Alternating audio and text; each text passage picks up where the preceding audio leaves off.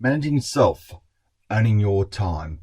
This video is around time management, one of the most critical components of having a great professional life, business life, and even personal life. You do own your time, and this is a great video on showing you better ways of managing your time. Do you have enough time? What part of your day goes the quickest? What is happening at this time? Are you loving it or hating it? Who is in control of it? Would you like to change it? It's interesting, you do own your time, and you need to understand how to manage your time better. Put your hand up if you're a great time manager. Most people would, probably struggle to put their hand straight up, because you need to understand this fundamentally. Are you a time racer or a time pacer? A time racer, rushing around, last minute, can't get jobs done, always running late to meetings, whereas a time pacer, paces themselves, well managed, on time, get things done, good productivity, and that's the key to it, isn't it? Trying to get great productivity. What are the roles in your life?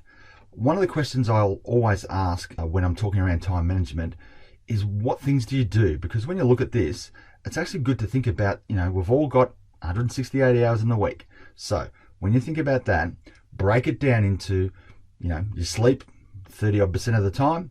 The rest of the time, what are you doing? Parent, worker, coach, counselor, broker, teacher, sporting coach.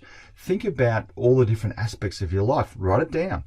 Have a bit of a conversation with, your partner, or even just a friend, or even just a work colleague, just to think about what are the roles in your life and what time do you allocate for them. Now let's look at work.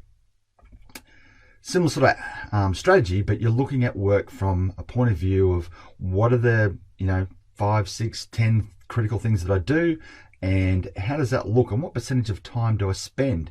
You may have timesheets and you record it, but if you don't do that, it's always great to record your time and then break it down and actually analyze, where are you spending your time? What's chewing up a lot of your time? Sometimes we can feel like, the day just goes by in a heartbeat.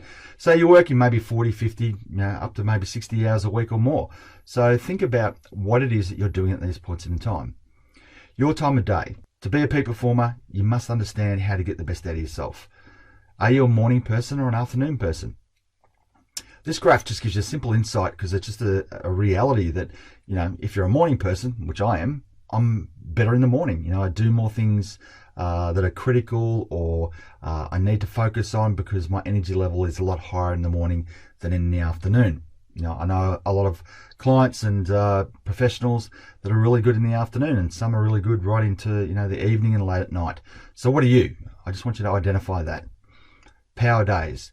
Because when you think about and you identify all the roles that you have in your life, and you think about your energy levels and when you're at your peak performance, that's prime time. Okay, so what time a day do you do the important stuff? As I said before, what activities should you focus on during that time? Because if you're trying to, put things off and then do it, and then all of a sudden you're tired, you're flat. For me, 2, 3 o'clock in the afternoon, I'm just not functioning. That's just my quiet time. And in some countries, it's siesta time. So think about your power days. You have different jobs, and I love Stephen Covey, 7 Habits of Highly Effective People. If you haven't read the book, please do. It's one of the greatest books around getting the most out of yourself, and the mindset around great personal performance and time management.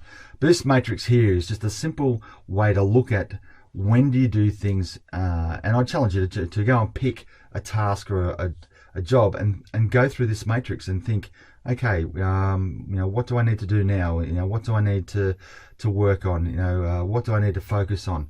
What's urgent? What's not urgent? And just think about that, because some things you've got to put them in a priority list and identify the level of urgency and not urgent. Because we all have things that are important, and we all have things that are not important. Ideal week. So when you bring it all together, and this is one of the most powerful things that I've done with clients and professionals over the years, is actually to write down, what is your ideal week. Now, most people cram their diaries full of stuff, and I get it. but it's not real, because you're going to get phone calls, you're going to get people walk through your door and knock on your door, you're going to get people that call a quick meeting. You have situations that arise that you thought might take half an hour that take an hour and a half. We all have these experiences, right? But you need to stop and go, right, what are the 7 or 9 things that I do? And you've done that, and hopefully you've identified those. When is the best time of day to do these things? And allow yourself time for interruptions. 30, 40, even up to 50%. Some of the CEOs or business owners that I work with, they allow a good 50 to 60% of time for troubleshooting, interruptions, people management. Just things happen. So they know that. So they don't overbook their diary. They make sure they have the time to deal with these things, because it gives business or the organization a clearer focus, and certainly will help you. So your ideal week, really important. Write it down and aspire to meet it. Test and measure it. Look at why you're not doing it week in and week out. Taking control of your time. Ever feel overcommitted? Feel snowed in, like there's an avalanche of stuff coming your way? That 24 hours, that 48 hours, you can just feel you're getting anxious, or you're just feeling like you're overwhelmed. Well, block it out. Block out that time. Look at that time. Think about how busy you are. Think about why you're so busy. Write down all the things that you need to achieve in that time frame. Let's say it's 48 hours. So that means you might have 20 to 25 hours of work time to get some stuff done. And there might be some personal stuff in there that's making you feel pressure as well. Always, put a list, write down the 3 or 4 things, and then break it down. Identify what is the most critical. So that's a good way of, thinking out of 10, how critical is it? And then add 20%. Give yourself plenty of time to get it done, because you'll be surprised when you do it. You might be feeling like there's 3 or 4 things that are really important to you and you need to get them done. But when you sit down and think about it, it might only equate to 5 or 6 hours. So you do have the time. You might just have to move some other things around. So discuss it with someone else and think about adding it all up and making sure you're clear on what that time is, because you need to gain focus. Okay, and I love the 5 Ds. Okay, you need to reduce that mental load. So what do you need to do now? What could I delegate? Can I diminish the time required to complete this task? What can I defer, and with whom do I need to negotiate with? What can I delete altogether? And sometimes there is that reality that you can delete it altogether. Rate things out of 10. I always find this the best. Sit there, write out a list of priorities and rate it out of 10. So what's a 9, what's a 10, what's a 4, and then put it in that sequence and get it done. Got to drive your diary.